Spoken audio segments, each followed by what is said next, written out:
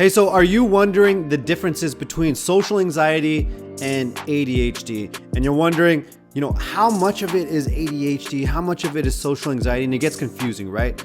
So if that's something you're confused about, stick around, you're in the right place, because in this video, I'm gonna help you understand how I overcame both. So let's dive right in.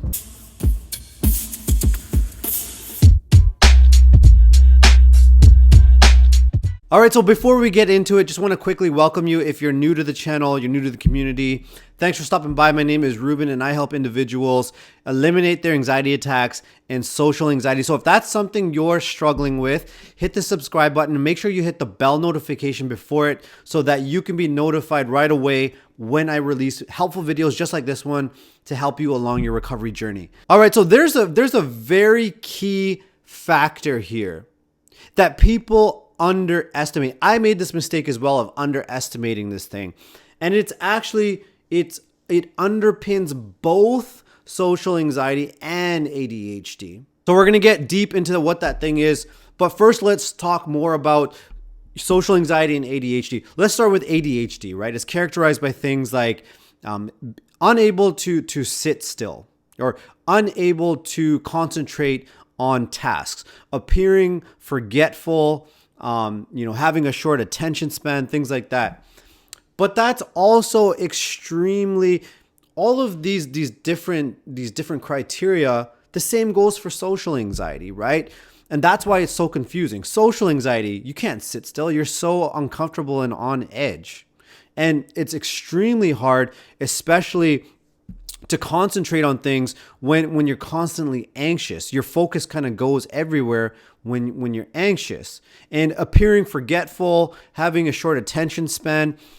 When you're anxious, it's extremely hard to be present in your body and listen, have that presence, have that concentration, have that focus on other people or on the tasks at hand. So there's so much overlap here. And I want to give you my experience on trying to figure this whole thing out. What are the differences? What's actually driving? What's the actual issue here? Okay, so at one point, I was absolutely convinced that I had ADHD. Why? Because I remember when I would be talking to people, I would be unable to focus and actually listen to what they were saying. Okay, it was like the words weren't getting in. The words weren't getting in. I couldn't be present. I was convinced I had some kind of attention and focus problems. Okay, so I remember I went to my doctor. I was trying to convince him that I have ADHD and what are the solutions, and just talking about medications and all these different things. I remember also looking into a speech pathologist because I was convinced I had some sort of issue where I couldn't hear, or where I had some auditory problems because, I just couldn't connect with people. I couldn't stay connected with people. I couldn't be present with them. I was constantly in my head. I was unable to be present. I must have ADHD if I can't even focus. I have such a short attention span. And even in groups, it was like I could not focus on a conversation. So I would be talking to somebody, and then all of a sudden I'd hear another conversation over here, and then I couldn't focus here because this is too noisy. Try talking to a therapist about it, and they agreed, yeah, I have some attention problems. So they suggested mindfulness, but the mindfulness, it just wasn't strong enough. I remember going to a Kevin Hart comedy show here in Vancouver. And I remember when you walk into the stadium here, and I remember as soon as I heard the music, boom, boom, there's like a bit of bass with the speakers, right?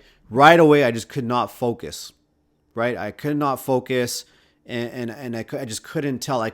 My wife's trying to talk to me, she's trying to say things to me, but I just can't focus because of this blasting speaker. So because of that, I was absolutely convinced I got some ADHD, I got some attention problems. But you can also see how that's so closely related. Like the lines are so blurred with social anxiety, right? Because if I'm sitting in a group and I can't focus and my mind's just going crazy, that makes me extremely anxious, right? So then I could say I'm socially anxious.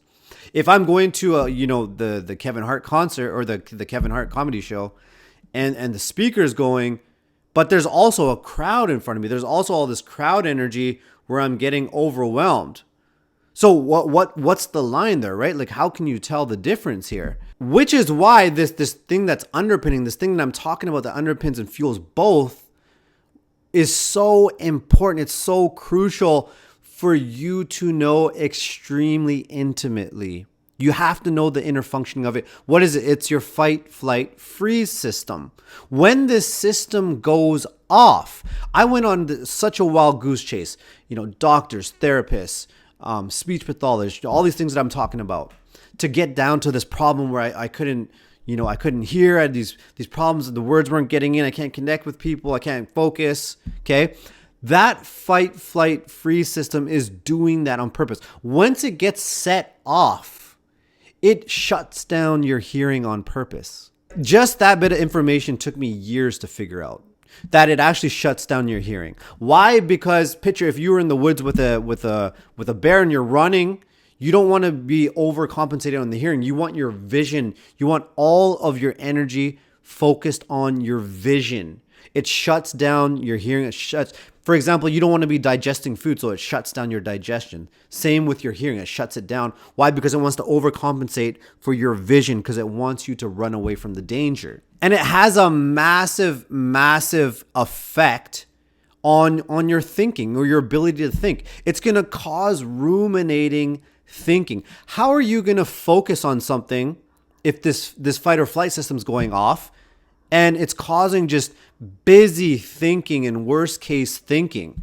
It's going to be extremely hard to focus. So for example, when you're studying, even a lot of people I talk to have this challenge too. When I was studying, 15 minutes of material would take me like 3 hours to comprehend it.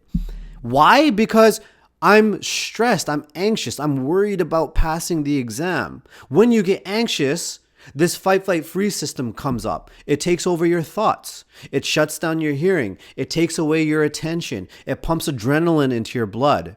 There's so much stuff going on underneath. And when you're in that state, you cannot be present.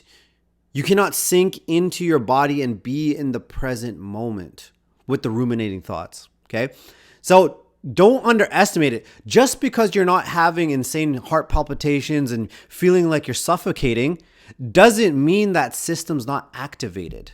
That is a huge mistake I made. I thought fight or flight was only if I'm feeling extreme physical symptoms. Now I've gone into fight or flight, as people say.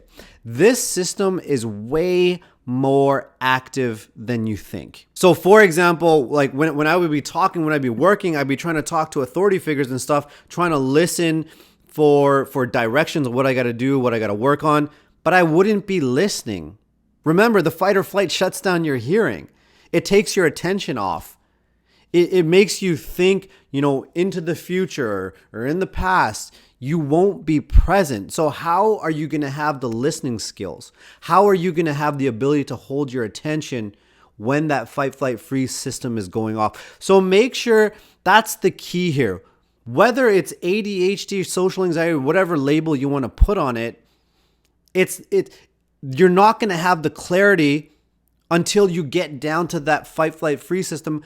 Learn the symptoms of it and learn why is it going off in the first place. That's what you really want to get down to. Because these days I don't have either. I don't have attention problems, nor do I have social anxiety. Okay. But that's because I got down to the roots of what was setting off this fight, flight, freeze system. I got to know it on an intricate level. Everything it does, everything it does internally, everything it does externally. And then being ultra aware, deepening my self-awareness to know when it's going off. When is this fear really set in my body? And to know as soon as those thoughts come about, whenever those attention problems or that lack of focus comes about, I'm already in that fight or flight. Okay? I don't need the heart palpitations. I don't need to feel breathlessness for me to be in fight or flight. Okay? Whenever you get the ruminating thoughts and the worst case thinking, you're already in that state.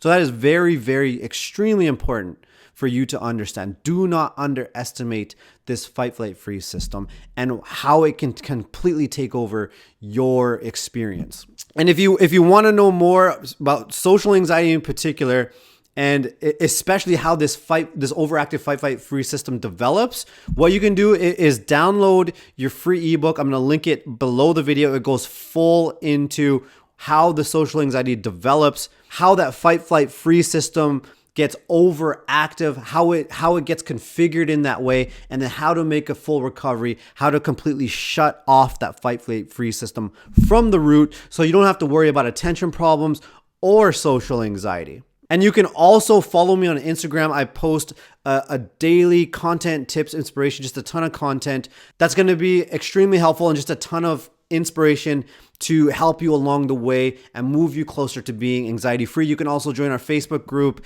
Both links are going to be below the video. The Facebook group is great if you want to come and connect, ask any questions and just be a part of a community that's dedicated to this type of anxiety. And if you liked the video, you found it helpful, please like and subscribe. And thanks for watching. I'll see you in the next video. All right, see you later.